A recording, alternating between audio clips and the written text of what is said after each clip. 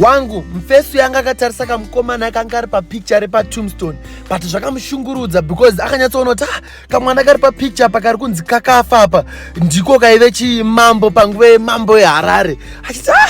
zvakanyatsomushungurudza kushamisika kuti ko kunoko ari kunzi akafa 25 years ago chii chiri kuitika. Akabva aenda paipai achisvika uko akasvika achiona dzaya dzakafanana nagadhi wamambo dzichitarisa picture ragadhi wamambo namambo achitarisa handiri handsome imi idzi vadzatora picture vadzaona vadzati ko munhu uyu akafanana namambo chii chiri kuitika. Zvikanzi ko vanhu avari kupi vanogara kupi achibvunza mufesi umwe wachoona zvikanzi amira ndikuradze kwavari vanomuratidza idzi dzimfesi bvadzaenda vadzasvika kuya vadzatanga kusecha masinani amambo dzitosecha masini paipai vadzasangana nerimwe envelope vadzaona logo ranga riri paenvelope paipai varatanga kurangarira kuti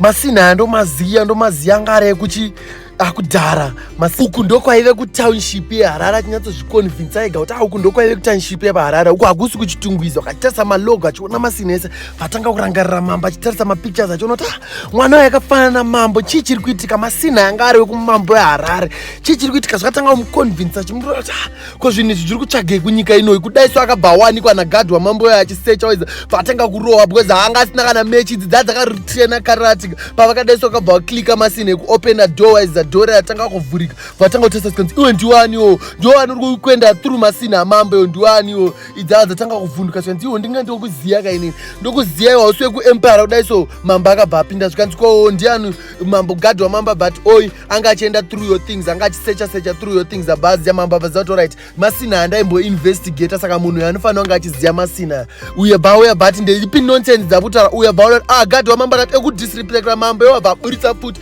ada munongedzera mufesi yakatanga kutsanangura ndokuziya iwewe uri wekunyika ipi waiziya uri wekunyika ipi wabva kupi iwewe ndaona picture rako uri mudiki waiziya izvozvo waita mukuru but uko kuri kunzi kutombstone wakafa chii zviri kufamba sei waiziya uyu uri wekupi uyu mambo akabva atanga kutsanangura pakati maina handisi wekunyika inoi waiziya ndiri wekuanother world